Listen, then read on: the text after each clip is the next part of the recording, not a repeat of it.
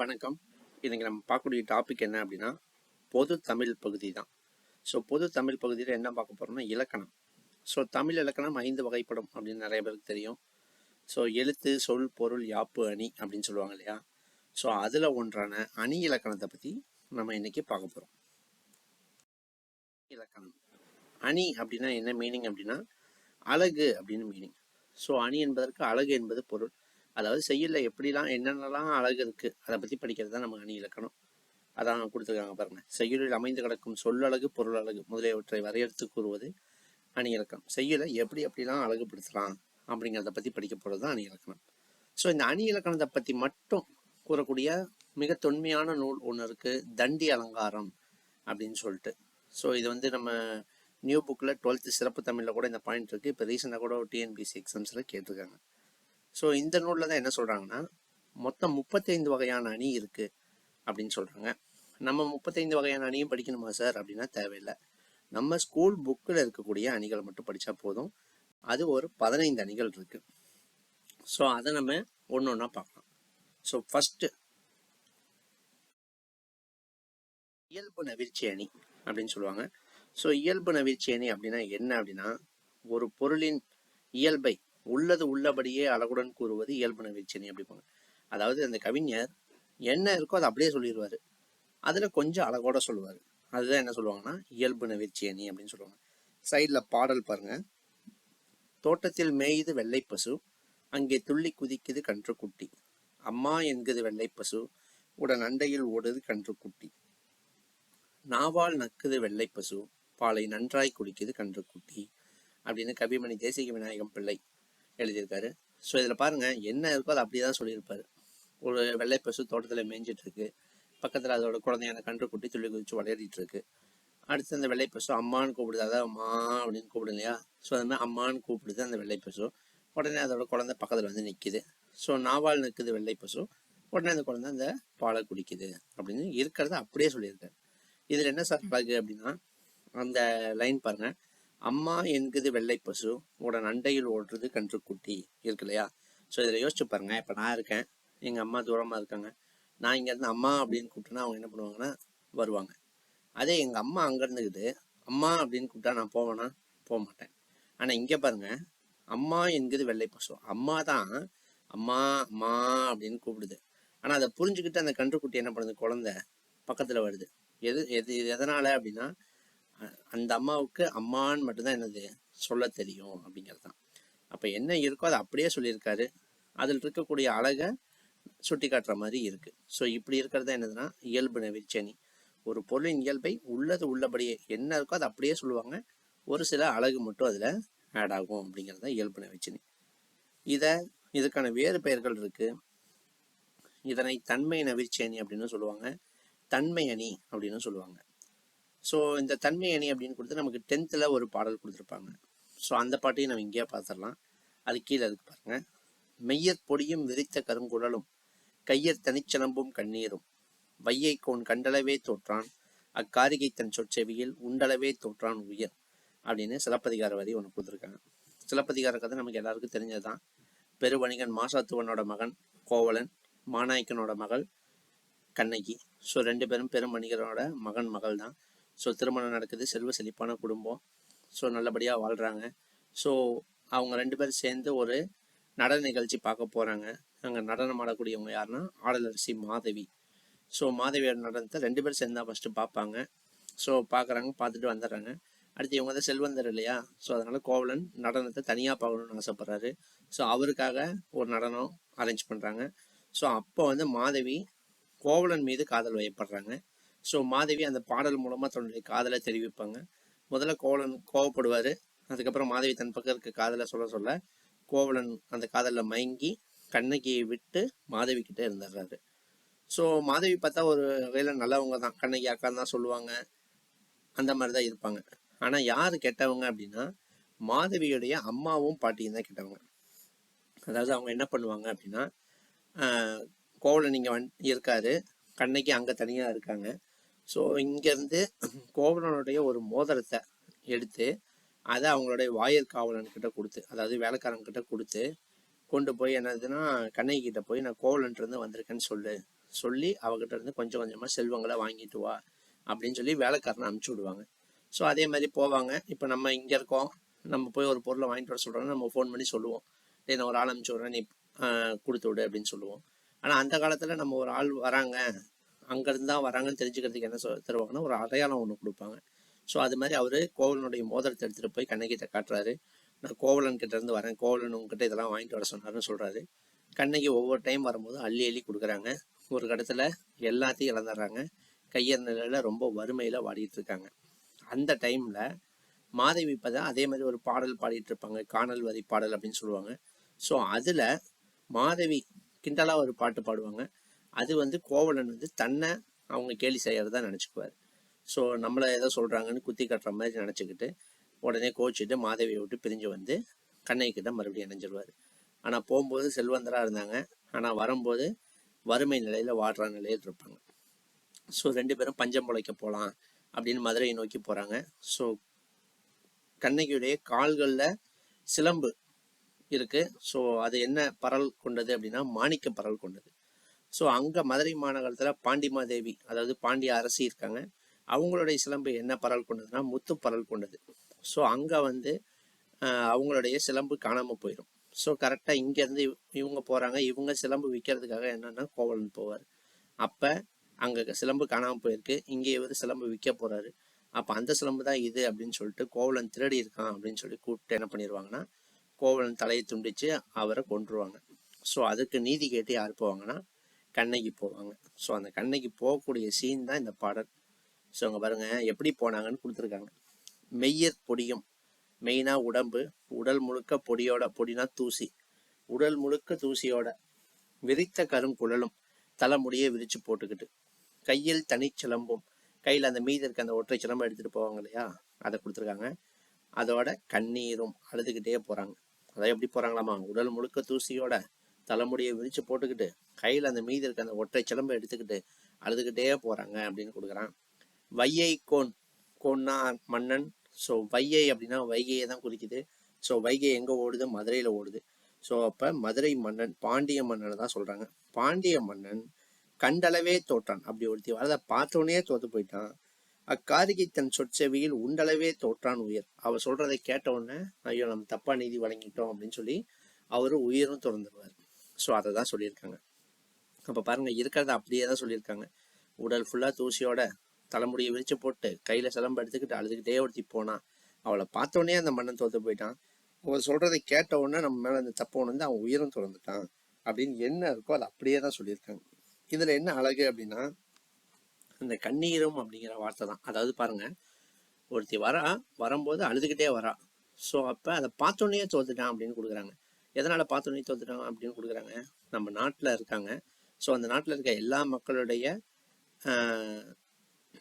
அந்த நாட்டில் இருக்கக்கூடிய எல்லா மக்களுடைய இன்ப துன்பங்களுக்கு முழுமுதற் பொறுப்பு யாருன்னா மன்னன் தான் இல்லையா. ஸோ அப்போ ஒருத்தி கண்ணீரோட வராங்கும் போதே அவளுக்கு ஏதோ துன்பம் இழைக்கப்பட்டிருக்கு அப்படின்னு அர்த்தம். ஸோ அப்போ நம்ம நாட்டில் ஒருத்திக்கு துன்பம் இழைக்கப்பட்டுருச்சு அப்படின்னு அவன் பார்த்தோன்னே தோத்துட்டான் அப்படின்னு கொடுக்குறாங்க இல்லையா. ஸோ அதுதான் இதில் இருக்கக்கூடிய அழகு. அப்போ என்ன இருக்கோ அதை அப்படியே சொல்லியிருக்காங்க, அதில் ஒரு சிறு அழகு சேர்த்தி இருக்கு இல்லையா. ஸோ இதுதான் முதல் அணியான இயல்பு நவிர்ச்சி அணி. ஸோ அடுத்ததான் நம்ம பார்க்கக்கூடியது இரண்டாவது அணி இயல்பு நவிர்ச்சி அணி. இது அப்படியே அதுக்கு ஆப்போசிட். ஸோ அங்கே என்னது இருக்கிறது அப்படியே சொல்லுவாங்க, இங்கே இருக்கிறது அப்படியே ஜாஸ்தி பண்ணி சொல்லுவாங்க. பாருங்க, ஒரு பொருளின் இயல்பை மிகைப்படுத்தி அழகுடன் கூறுவது உயர்வு நவிர்ச்சி அணி. என்ன இருக்கோ அது அப்படியே எக்ஸ்ட்ரா சொல்லுவாங்க. ஸோ சைடில் பாருங்க பாடல் வரி, குளிர் நீரில் குளித்தால் கூதல் அடிக்கும் என்று, வெந்நீரில் குளித்தால் மேலே கருக்கும் என்று, ஆகாச கங்கை அனல் உரைக்கும் என்று, பாதாள கங்கையை பாடி அழைத்தார் உன் தாத்தா அப்படின்னு கொடுத்துருக்காங்க. ஸோ குளிர்நீரில் குளிச்சா கூதல் அடிக்கும் என்று, கூதல்னா ஒன்றும் இல்லை, இந்த ஊதக்காத்து அப்படின்னு சொல்லுவோம் இல்லையா, அதாவது ரொம்ப குளிராக இருக்கும் இல்லையா, வாடக்காத்து ஊதக்காத்து அப்படின்னு சொல்கிறோம் இல்லையா, அது ஊதக்காத்து இல்லை கூதக்காத்து. ஸோ அதான் சொல்கிறாங்க, குளிர்நீரில் குளிச்சா அவருக்கு ரொம்ப குளிருமா. அது கூட நம்ம ஏற்றுக்கலாம் இல்லையா, சில நேரம் மழை காலங்களில் ரொம்ப குளிர்றது இருக்குது. ஸோ அடுத்த வரி பாருங்க, வெந்நீரில் குளித்தால் மேலே கருக்கும், வெந்நீரில் குளிச்சா என் மேலே என்ன இருங்கிறான், கருத்து போயிருங்கிறான். இது ரொம்ப மிகைப்படுத்துறாங்க இல்லையா. ஸோ அடுத்த லைன் பாருங்க, ரொம்ப மிகைப்படுத்திருப்பாங்க. ஆகாச கங்கை, ஆகாசம்னா வானம், வானத்தில் சூரியன் இருக்கு. ஸோ கங்கை அப்படின்னா நீர், அதாவது என்ன சொல்றாங்க, ஆகாசத்துலேருந்து வரக்கூடிய நீர் என்ன, மழை நீர். அது சூரியன் இருக்க இடத்துல இருந்து வரதால அது கூட என்னவா இருக்கான், அனலா இருக்கு அப்படிங்கிறான். மழை நீர் எங்கேயாவது அனலா இருக்குமா? ஸோ ரொம்ப மிகைப்படுத்துறாங்க. ஸோ பாதாள கங்கை அப்படின்னா என்னன்னா, பாதாளனா அகல பாதாளத்துலனா கீழே இல்லையா, கீழே கங்கை, கங்கைங்கும் போது நீர். அப்போ என்னது, கிணற சொல்றாங்க. பாதாள கங்கைனா கிணற சொல்றாங்க. கிணற பார்த்து பாடிடு. அதாவது இதுல என்ன சொல்ல வராங்கன்னா, இது ஒரு சோகமான பாட்டு. ஒரு தாத்தா கிணத்துல தண்ணி வத்தி போச்சு, அதனால பாடுறாரு. அந்த கிணத்தை பார்த்து பாடுறாரு, எனக்கு குளிர் நீரில் குளிச்சா ரொம்ப குளிரும், வெந்நீரில் குளிச்சா என் மேலே கருத்து போயிடும், மழைநீர் கூட எனக்கு அனலாக தான் இருக்கும், நீ வந்துரு அப்படின்னு கிணத்தை பார்த்து நீர் வரணும் அப்படின்னு சொல்லி என்ன பண்றாரு, அந்த தாத்தா பாடுறாரு. இது ஒரு சோக பாடல் தான். ஸோ இதுல ஒரு கிணத்து தண்ணி வரணும் அப்படிங்கிறதுக்காக மற்ற தண்ணியை பத்தி என்னது ரொம்ப மிகைப்படுத்தி சொல்றாரு இல்லையா. ஸோ அதனால இது என்ன சொல்றாங்கன்னா, உயர்வு நவிர்ச்சி அணி. ஏன்னா இயல்பை தாண்டி மிகைப்படுத்தி அவர் என்ன பண்றாருன்னா சொல்றாரு. ஸோ இது ரெண்டாவது அணி. மூன்றாவதா என்ன அணி பார்க்க போறோம் அப்படின்னா, ஓமை அணி. ஸோ ஓமை அணி ரொம்ப ரொம்ப ரொம்ப முக்கியமான அணி. அணிகளின் தாய் என அழைக்கப்படுவது ஓமை அணி தான். ஸோ ஓமை அணினா ஒன்றும் இல்லைங்க, ஓமைனா ஒன்றும் இல்லை, எக்ஸாம்பிள், அவ்வளோதான். அதாவது என்னதுன்னா, படிச்சு பாருங்க. ஃபர்ஸ்ட் பாயிண்ட், ஒரு பாடலில் உவமையும் உவமேயமும் வந்து உவம உருபு வெளிப்படையாக வந்தால் அது உவமை அணி எனப்படும். அதாவது ஒரு பாடலில் உவமை அப்படின்னா என்னன்னா எக்ஸாம்பிள், உவமேயம் அப்படின்னா என்னன்னா நம்ம புரிஞ்சுக்க வேண்டிய கருத்து. ஸோ அப்போ என்னதுன்னா, ஒரு பாட்டில் ஒரு கருத்தை சொல்ல போகிறான், அதுக்கு ஒரு எக்ஸாம்பிளையும் சேர்த்து சொல்ல போகிறான், அவ்வளோதான். வந்து உவம உருபு வெளிப்படையாக வந்தால், ஸோ உவம உருபு அதில் என்ன ஆகும்னா வெளிப்படையாக வரும். அது என்ன சார் உவம உருபு, அதான் கீழே கொடுத்துருக்கோம் பாருங்க. போல, புறைய, ஒப்ப, உரல, மான, கடுப்ப, அன்ன, இன்ன, அற்று. ஸோ இன்னும் இருக்கு, நேர், நிகர், ஈய, அது இதுன்னு இன்னும் ஒரு 4-5 ஓம உறுப்புகள் இருக்கு. நமக்கு ஸ்கூல் புக்கில் இருக்கக்கூடியது நீங்கள் படிச்சீங்கன்னா போதும். ஸோ போல, புறைய, ஒப்ப, உரல, மான, கடுப்ப, அன்ன, இன்ன, அற்று போன்ற சொற்களே உவம உறுப்புகள் எனப்படும் அப்படின்னு கொடுத்துருக்கோம். ஸோ அப்போ என்னென்ன இருக்குன்னு சொல்கிறான், ஒரு பாட்டில் எக்ஸாம்பிள் இருக்கும், அது மூலமாக நீ புரிஞ்சுக்க வேண்டிய கருத்து இருக்கும், ப்ளஸ் இந்த 7-8 வார்த்தைகளில் ஏதாவது ஒரு வார்த்தையும் இருக்கும் அப்படிங்கிறாங்க. அதான் என்ன நீங்கிறாங்க, ஓமை அணி. அதற்கான எக்ஸாம்பிள் என்னன்னா, அகழ்வாரை தாங்கும் நிலம் போல தம்மை இகழ்வார் பொறுத்தல் தலை. பாருங்க, இதுக்கு என்ன மீனிங், அகழ்வாரை தாங்கும் நிலம், அகழ்வார்னா தோண்டுபவர். அப்ப என்ன சொல்றாங்கன்னா, நிலம் தன்னை தோண்டுபவனை கூட தாங்கி நிற்குது. கரெக்டு தான் இல்லையா. நம்ம நிலத்தை நம்ம தோன்றோம், உடனே நிலம் நம்மளை கவுத்தி விட்டுறதா, இல்லை. ஸோ அதான் சொல்ல வரான், நிலம் தன்னை தோன்றவனை கூட என்ன பண்ணுதாமா, தாங்கி நிற்குது. அதுபோல தம்மை இகழ்வார் பொறுத்தல் தலை, அதாவது உன்னை எவனாவது இகழ்ந்து பேசினா நீ என்ன பண்ணு, பொறுமையா போ, அவ்வளோதான் சொல்றாங்க. அதாவது என்ன சொன்னா போதும், இதுல உன்னை எவனா இகழ்ந்து பேசினா நீ பொறுத்து போப்பா அப்படின்னு கருத்தை மட்டும் சொன்னா போதும். ஆனா அதுக்கு ஒரு எக்ஸாம்பிள் சொல்றாங்க பாருங்க, எப்படி நிலம் அவனை தோன்றவனை கூட தாங்கி நிற்குதோ அந்த அளவுக்கு நீயும் உன்னை எவனா இகழ்ந்து பேசினா பொறுமையா போ அப்படின்னு சொல்றாங்க. அப்ப பாருங்க, இதுல எது எக்ஸாம்பிள், அகழ்வாரை தாங்கும் நிலம் அப்படிங்கிறது எக்ஸாம்பிள் இல்லையா. இது மூலமா உங்களுக்கு புரிஞ்சுக்க வேண்டிய கருத்து என்ன, தம்மை இகழ்வார் பொறுத்தல் தலை, எவனை இகழ்ந்து பேசினாலும் நீ பொறுத்து போ அப்படிங்கிறது கருத்து. அப்போ மேலே எக்ஸாம்பிள் அகழ்வாரை தாங்கும் நிலங்கிறது எக்ஸாம்பிள்னா உவமை இருக்கு, தம்மை இகழ்வார் பொறுத்தல் தலை கருத்து அப்படின்னா உவமேயமும் இருக்கு. ஓம் உறுப்பு எங்கே சார் இருக்கு, அங்கே நடுவில் பாருங்க போல அப்படின்னு ஒரு வார்த்தை இருக்கு பாருங்க. ஸோ அதான் ஓம் உறுப்பு. அப்போ இதில் பாருங்க எல்லாமே இருக்கு, எக்ஸாம்பிள் இருக்கு, நீ புரிஞ்சுக்க வேண்டிய கருத்து இருக்கு, ஸோ அந்த ஓம் உறுப்பும் வெளிப்படையாக இருக்கு. இப்படி மூணுமே வந்துருச்சுன்னா நீங்கள் டேரெக்டாக என்ன போடலாம்னா ஓமை அணி அப்படின்னு போடலாம். ஸோ இன்னொரு எக்ஸாம்பிள் இருக்கு, 9th புக்கில் இருக்கும், இனிய உளவாக இன்னாத கூறல் கனியிறப்ப காய்க்க வந்தற்று.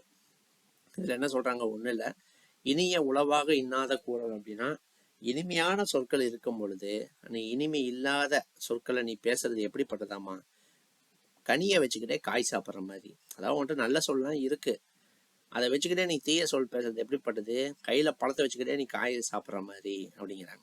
ஸோ பாருங்க, இதுலேயும் உங்களுக்கு பாருங்க என்ன கருத்து சொன்னால் போதும், இனிமையான சொற்கள் இருக்கும்போது இனிமையில்லாத பேசாதப்பா அப்படின்னு சொன்னால் போதும். ஆனால் அதுக்கு ஒரு எக்ஸாம்பிள் சொல்கிறான் பாருங்க, அது எப்படிப்பட்டது, கையில் பழத்தை வச்சுக்கிட்டே நீ காய் சாப்பிட்ற மாதிரி அப்படின்னு சொல்கிறான். அப்போ இதில் எக்ஸாம்பிள் எது, கனி இருப்ப காய்க்க வந்து, கனியை வச்சுக்கிட்டே காய் சாப்பிட்ற மாதிரி அப்படிங்கிறது எக்ஸாம்பிள். மேலே இருக்கக்கூடியதான் நம்ம புரிஞ்சுக்க வேண்டிய கருத்து, இனிய உளவாக இன்னாத கூறல், இனிமையானது இருக்கும்போது இனிமையில்லாத பேசாதப்பா அப்படிங்கிறது கருத்து. அப்போ ஓமை வந்துருச்சு, மேலே ஓமேயம் வந்துருச்சு, அந்த ஓம உறுப்பு எங்கே சார் இருக்கு, அந்த லாஸ்ட்டாக இருக்கு பாருங்க அது தற்று கிடையாது, அற்று. காய் கவர்ந்து அற்று. ஓகேவா? ஸோ அந்த அற்றுங்கிறது என்னது? ஓம உருபு. ஸோ இந்த மாதிரி மூணுமே வந்துருச்சுன்னா, அதாவது ஓமையும் வந்துடும், ஓமேயமும் வந்துடும், ஓம உருபும் வந்துடும். இந்த மூணுமே வந்துட்டா நீங்க ஓமை அணி அப்படின்னு போட்டுடலாம். ஸோ அடுத்ததா 4வது நம்ம பார்க்கக்கூடிய அணி என்னன்னா எடுத்துக்காட்டு ஓமை அணி. ஸோ ஓமை ஒரு தொடராகவும் ஓமேயம் ஒரு தொடராகவும் வந்து ஓம உருபு மறைந்து வந்தால் அது எடுத்துக்காட்டு ஓமை அணி ஆகும். என்ன சொல்றான்? போன இதெல்லாம் பார்த்ததே தான். எக்ஸாம்பிள் இருக்கும், நீ புரிஞ்சுக்க நீ கருத்து இருக்கும். ஆனா ஓம உறுப்புன்னு நம்ம அந்த 8-9 வார்த்தையை பார்த்தோம் பார்த்தீங்களா, அந்த வார்த்தை எதுவும் இதுல என்ன ஆகுதுன்னா வராது, மறைந்து வரும் அப்படின்னு சொல்லிடுவோம். ஸோ அதுல பாருங்க, அந்த குறள் கொடுத்துருக்காங்க. தொட்டனை தூறும் மணற்கேணி மாந்தர்க்கு கற்றனை தூறும் அறிவு. ஸோ இதுல பாருங்க, இதுக்கு என்ன பொருள்?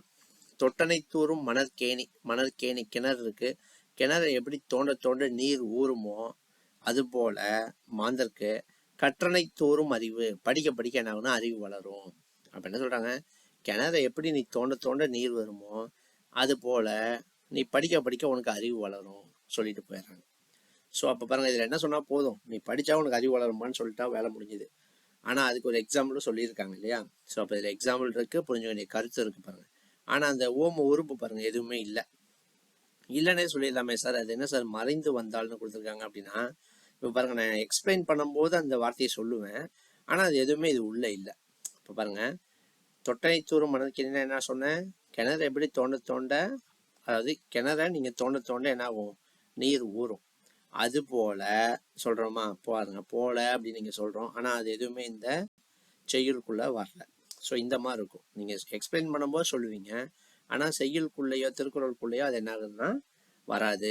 ஸோ இதுதான் என்னது? எடுத்துக்காட்டு ஓமேனி. எக்ஸாம்பிள் இருக்கும், புரிஞ்சுக்க வேண்டிய கருத்து இருக்கும், ஆனால் அந்த 8-9 வார்த்தைகள் மட்டும் என்னது இருக்காது. ஓகேவா? ஸோ இது 4வது அணி. 5வது நம்ம பார்க்கக்கூடிய அணி எது அப்படின்னா ஓமை அணி. ஸோ உலகில் இல்லாத ஒன்றை ஓமையாக கூறுவதை இல்பொருள் ஓமையணி என்கிறோம். ஸோ பாருங்க, உலகத்திலே இருக்காது, அதாவது ஓமைனா என்ன எக்ஸாம்பிள்னு சொல்லிட்டேன், உலகத்திலே இல்லாத ஒன்று எக்ஸாம்பிளாக சொன்னால் என்னது? இல்பொருள் ஓமையணி. அது எப்படி சார்? பாருங்க, கீழே எக்ஸாம்பிள் இருக்கு பாருங்க.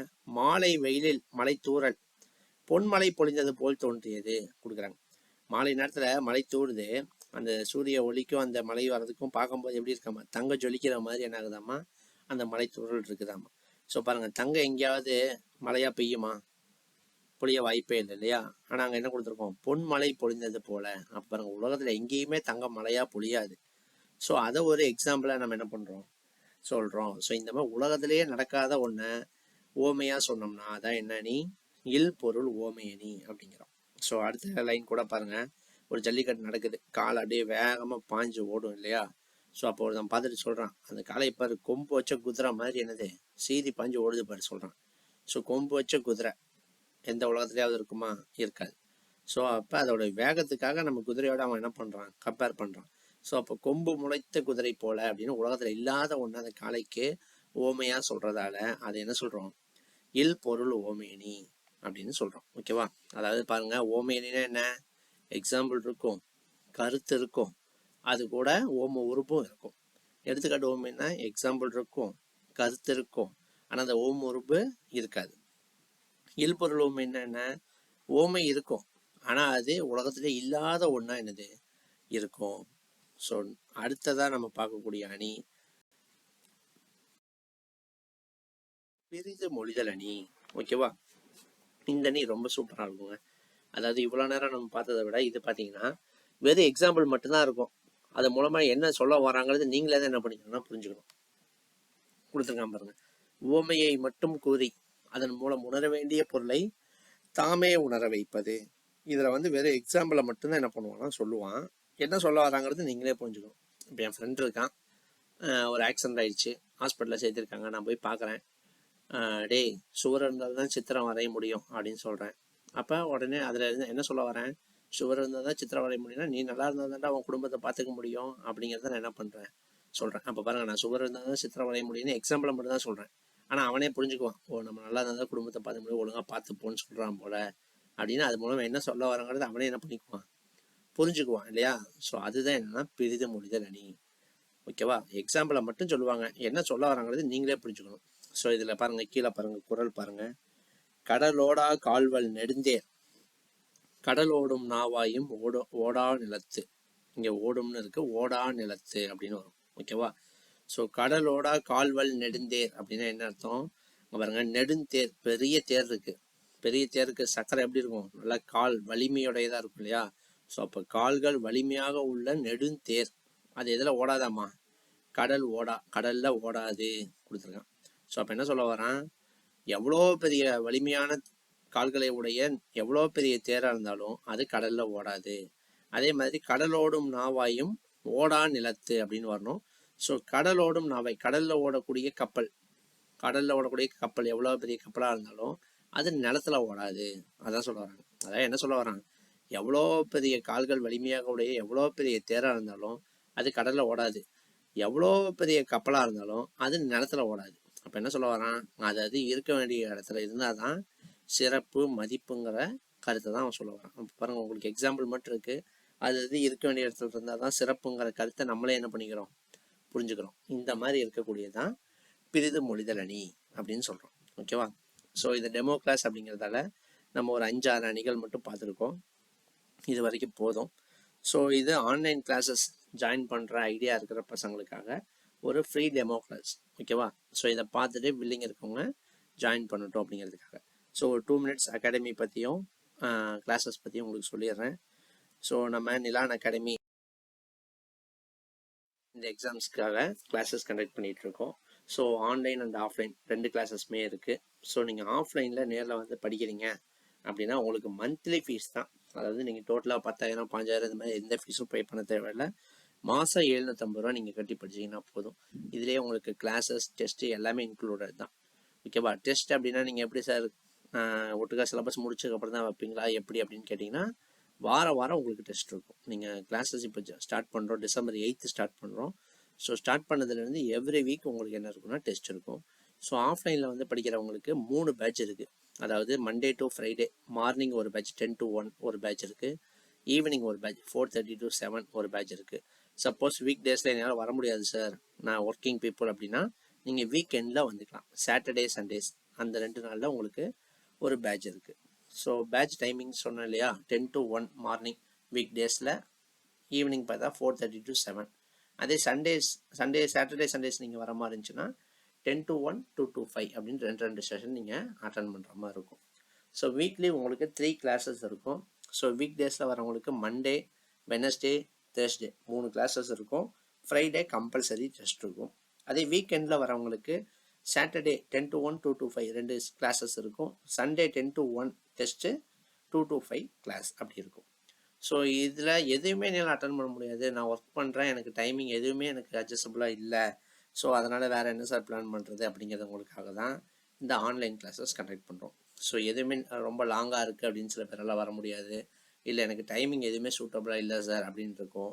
ஸோ இந்த மாதிரி இருக்கவங்களுக்காக தான் ஆன்லைன் கிளாஸஸ் ஸ்டார்ட் பண்ணுறோம்.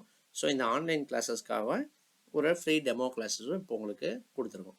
இதை பார்த்துட்டு நீங்கள் வில்லிங் இருக்கவங்க இந்த ஸ்க்ரீனில் தெரியக்கூடிய 6374252720 அந்த நம்பருக்கு நீங்கள் என்ன பண்ணலாம், கால் பண்ணி ஜாயின் பண்ணிக்கலாம். ஓகேவா? Okay, thank you.